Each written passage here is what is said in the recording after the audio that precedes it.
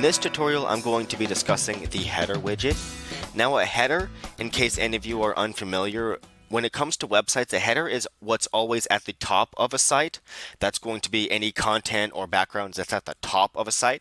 And you can put any links, any buttons, any text, and images and videos within a header, and that's always going to remain the first thing that the person sees when the website loads because it remains at the top. That's just how a header works.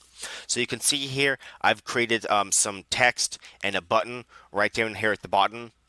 And I've done that for demonstration purposes, and you'll see why in just a bit. So when you go ahead and add a widget, header is located here near the top. Once you create a header, you can add any of the content you want. So for example, if I want to make a nice background, you can choose from solid colors, even images, or even videos. So let's go ahead and make a nice image. You can choose anything from our global media library. This is full of thousands of pictures that you're able to use for free. Or you can upload from your own computer. You can drag and drop or browse to the file. Make sure to click upload if you're uploading it from your own computer. And once you upload and save that, you'll notice it has now created a nice bamboo border on the top here, and then followed by our text and button. You can put different text within this. So for example, if you wanted to do a title and a subtitle, let's go ahead and make this white just so that it matches the background a little bit better. And you can even adjust the different size and fonts right over here, and whether it's left, center, or right. You can add images and videos as well. Now this is different from the images and videos up here because this is just for the background. So if we go ahead and save this, we can add an image if we want. So there's our title and subtitle.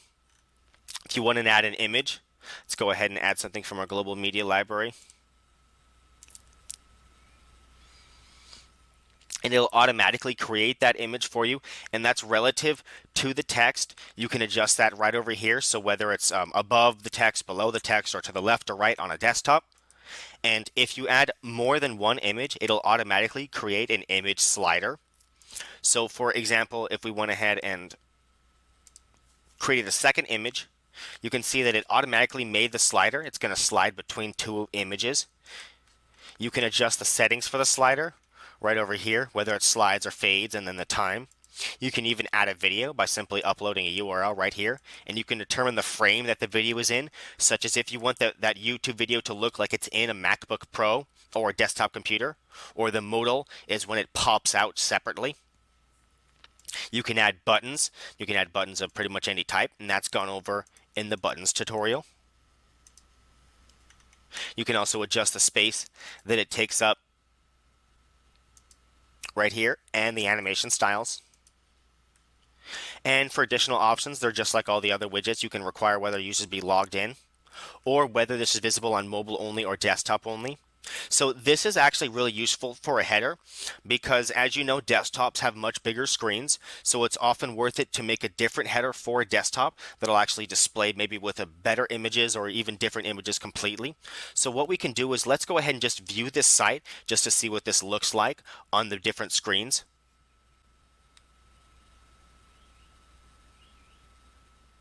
So you can see on the larger screen, that bamboo actually is a bigger picture, so you can see more of that picture right here. Whereas on the smaller screen, it's a smaller picture. You can see less of it.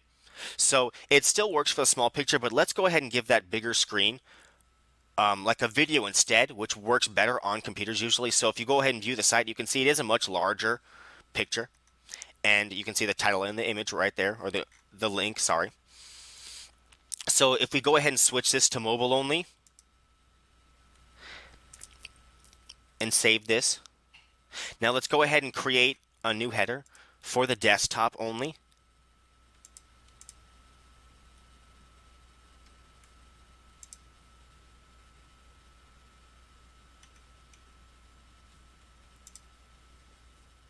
And let's go ahead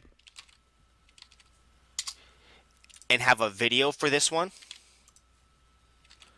So we're going to make a video for this background.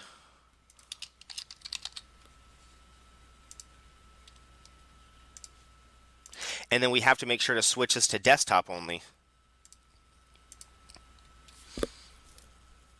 So now you see, once we've saved this, nothing's changed on our small screen here because this is only the cell phone. But if we go to our actual main site and refresh this,